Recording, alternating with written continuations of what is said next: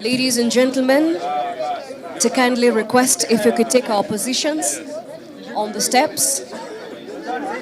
May we kindly be led by the cabinet secretaries and our PSs, all stakeholders.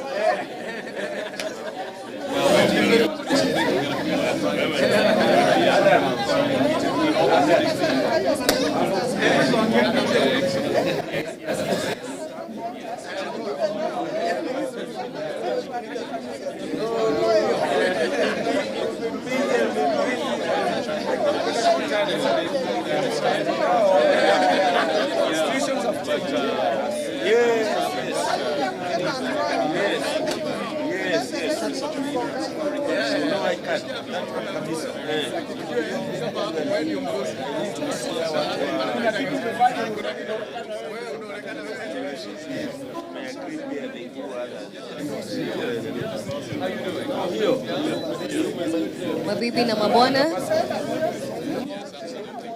waomba tu kuchukua nafasi tunapojiandaa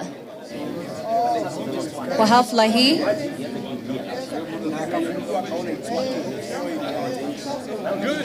Tunaomba kwa heshima kuu wale wote ambao wamesalia ndani ya jumba hili kuchukua nafasi zao tunapojiandaa kwa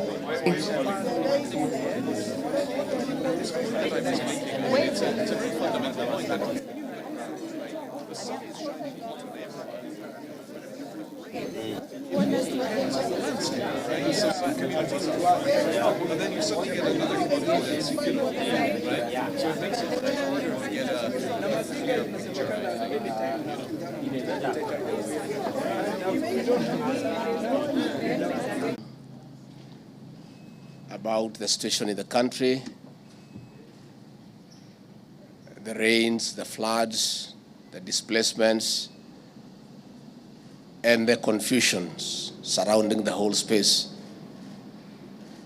Whether there is El Nino or not, whether there is above rain or not, and the whole of that. Maybe before I make the statement on behalf of the team that we have met, with us here are cabinet secretaries, principal secretaries, development partners, humanitarian agencies, and everybody concerned in this space of emergency response. Before I make the statement, I want to call the Director of Meteorological Department to tell the country what it is, so that then from there we can be able to proceed. Where is the Director?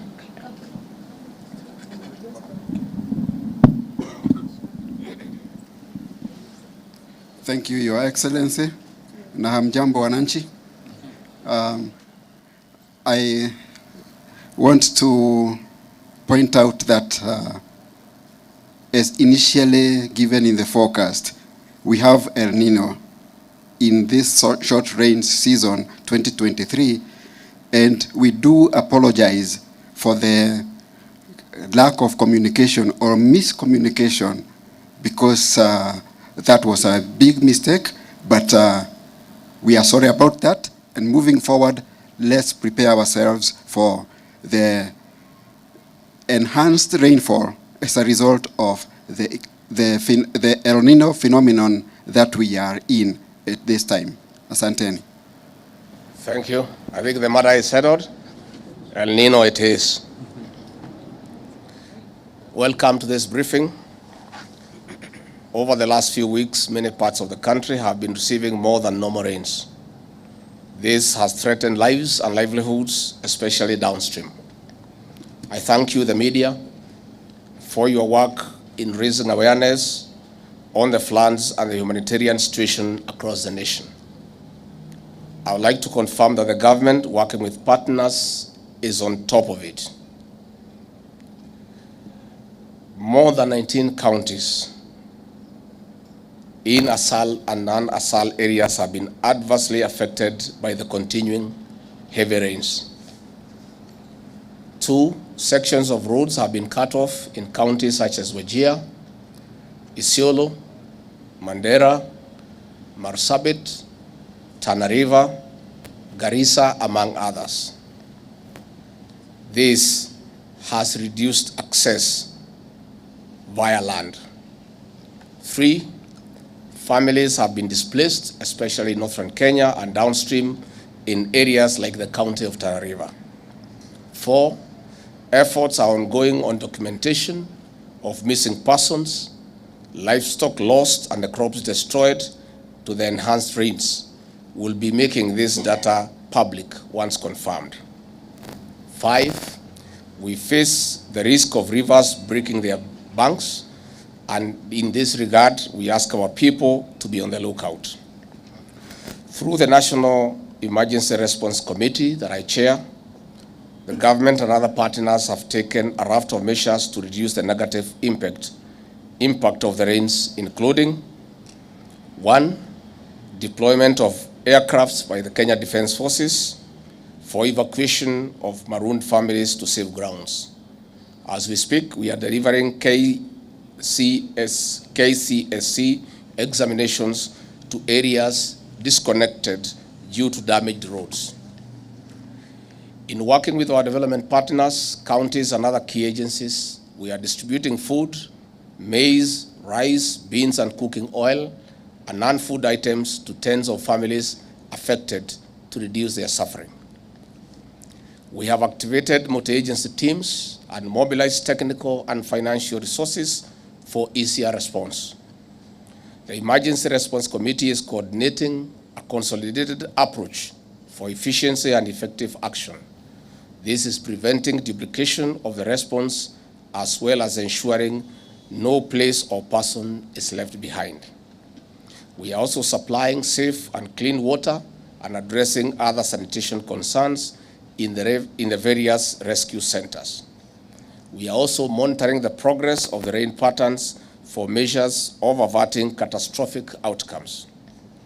The Ministries of Health and Agriculture are also on the ground monitoring the situation to prevent possible outbreak of diseases, including animal diseases. Mobile health facilities are being put in place in areas where infrastructure has been destroyed or marooned. The Kenya Defence Forces is running an operation center at the Kenya Defence Forces headquarters. The Ministry of Interior and National Administration is providing security response round the clock and assisting in monitoring the situation and updating all the other agencies in real time. The Ministry of Roads and Transport is undertaking emergency repair and rehabilitation of roads to improve access. We are also unclogging waterways and other drainage systems. With weather projections pointing to a possible prolonged rains up to the first quarter of 2024, we are keen on sharing safety messaging, especially sensitizing of communities living in lowlands and landslide-prone areas to evacuate to safer grounds. We are also sharing distress call numbers to the public to ensure that people can report and ask for swift assistance in case of emergencies. On this note, we'll call upon you, the good people of our media, to work with us in raising awareness on the threats and risks to avert loss of lives and livelihoods. Again, we appeal to our development partners for enhanced financial and logistical support. 2, we also appeal to the private sector to complement the government's interventions by setting aside and dedicating more resources. On the other hand, we take this opportunity to request the county governments to reallocate resources to mitigate this emergency. I would like to call upon humanitarian organizations, counties and our development partners, and other stakeholders and communities to continue working as a team to prevent escalation of the humanitarian situation. I take this opportunity to assure the nation that all necessary resources will be deployed to ensure their safety, security, and comfort for our people and their property. I thank you. Iko swali? You are satisfied? Thank you very much. Thank you very much. Your Asante. Excellency, just one moment for our group photo as the sound team takes the mic.